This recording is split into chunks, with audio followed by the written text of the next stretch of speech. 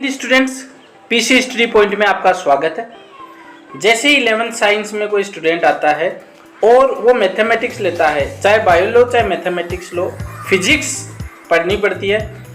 तो सबसे पहले हम इस वीडियो में जानेंगे कि साइंस क्या होती है, विज्ञान क्या होती है और फिजिक्स जो है वो क्या है और फिजिक्स के ब्रांचेज कौन कौन सी है।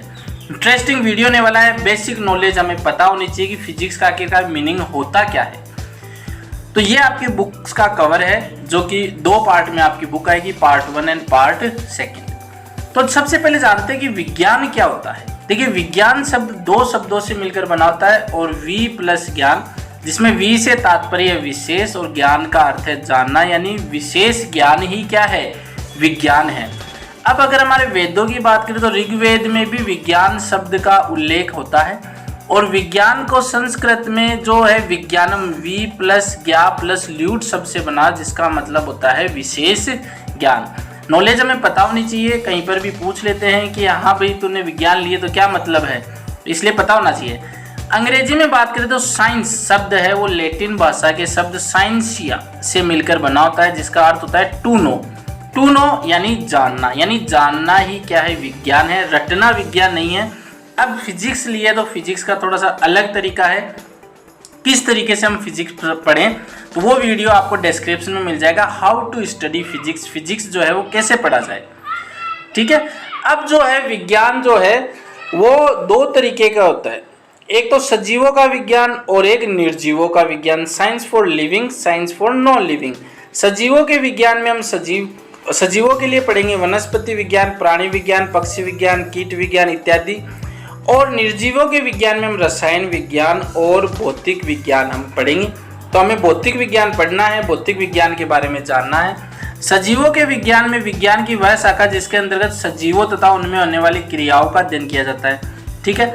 और निर्जीवों के विज्ञान में क्या होता है कि हम जो है उन पदार्थों या क्रियाओं का अध्ययन किया जाता है जिनका सीधा संबंध जीवन से नहीं होता है। सीधा संबंध जो है वो जीवन से नहीं होता, यानी फिजिक्स का जो हम पढ़ेंगे, जो भी घटनाएं चीज़ें हम पढ़ेंगे कि हम जैसे कुछ भी चीज़ें हम टॉपिक पढ़ेंगे तो उसका सीधा संबंध जीवन से नहीं होगा, लेकिन हम जो क्या क्या घटनाएं हमारे जीवन में हो रही है उन्हीं के बारे में पढ़ेंगे। जैसे दिन रात कैसे होते हैं, इंद्रधनुष कैसे बनता है, तो वो सब चीज़ें हम यहाँ पे पढ़ेंगे। तो वो सीधा जीवन से संबंधित नहीं है, लेकिन है हमसे ही, हमारे लिए ही। इस शाखा को निर्जीवों का विज्ञान भी कहते हैं। भौतिक विज्ञान का जो शब्द है की बात करें तो भौतिक विज्ञान का संस्कृत में मतलब होता है प्रकृति, ठीक है, प्रकृति, नेचर। और फिजिक्स जो है वो ग्रीक भाषा के शब्द फ्यूसिस से बना है, जिसका मतलब होता है प्रकृति, है ना। तो कुल मिला के बात क्या है, प्रकृति का अध्ययन ही क्या है, भौतिक विज्ञान। तो विज्ञान की वह शाखा जो प्रकृति और प्राकृतिक घटनाओं के बारे में बताती है, या जिसके अंदर हम प्रकृति या प्राकृतिक घटनाओं के बारे में स्टडी करते हैं, पढ़ते हैं, वही भौतिक विज्ञान है। द्रव्य यानी पदार्थ, ऊर्जा और उनके अन्य क्रियाओं के वैज्ञानिक अध्ययन को भौतिकी कहते हैं। तो ये परिभाषाएं हैं जो हमें आनी चाहिए, हमें मतलब एग्जाम में नहीं पूछी जाती, लेकिन हमें हमारे जनरल नॉलेज के लिए हमें पता होना चाहिए कि आखिरकार हम फिजिक्स में पढ़ेंगे क्या। अब भौतिक विज्ञान की ब्रांचेज यानी शाखाओं की बात करें तो भौतिक विज्ञान को दो भागों में बांटा गया है, एक तो आधुनिक भौतिकी और एक चिर सम्मत भौतिकी, modern physics and classical physics. Modern physics की अगर हम बात करें तो 20वीं शताब्दी से वर्तमान की भौतिकी को हम क्या बोलते हैं, 20वीं शताब्दी के बाद में जितनी भी खोज हुई है उसको हम आधुनिक भौतिकी में पढ़ते हैं। जैसे परमाणु की खोज हुई तो परमाणु भौतिकी की, नाभिक के बारे में पता चला तो नाभिकीय भौतिकी, जिसपे हमने परमाणु बम और हाइड्रोजन बम बनाए हैं। फिर क्वांटम फिजिक्स जो कि काफ़ी अच्छा है और आज का ट्रेंडिंग फिजिक्स है, ये इसी पे रिसर्च अभी चल रही है। अपेक्षिता का सिद्धांत, थ्योरी ऑफ रिलेटिविटी, अर्धचालक, ये सब जो है वो आधुनिक भौतिकी के अंदर आते हैं। चिर सम्मत भौतिकी जो 19वीं शताब्दी तक जितनी भी खोजें हुई हैं वो 19वीं शताब्दी तक आती है।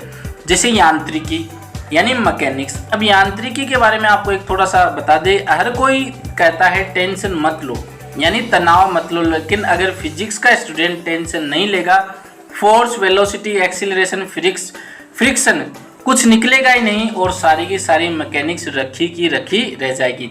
मतलब मैकेनिक्स के अंदर कहने का क्या तात्पर्य, टेंशन यानी तनाव भी आता है, फोर्स यानी बल भी आता है, वेग, एक्सीलरेशन, त्वरण और घर्षण, ये सब चीज़ें आती हैं, ये हमें इस त्वरण मैकेनिक्स में पढ़नी होती है। ठीक है। मैकेनिक्स के बाद में हम बात करें तो विद्युत चुंबकत्व, इलेक्ट्रोमैग्नेटिज्म जो कि 12th में पढ़ा जाता है, ऑप्टिक्स प्रकाशिकी के बारे में पढ़ते हैं, ऊष्मा एवं ऊष्मा गतिकी के बारे में पढ़ते हैं, दोलन एवं तरंगों के बारे में पढ़ते हैं। इसके अंदर विद्युत चुंबकत्व हम क्लास 12 और ऑप्टिक्स क्लास 12 में पढ़ते हैं, बाकी सारे क्लास 11th में।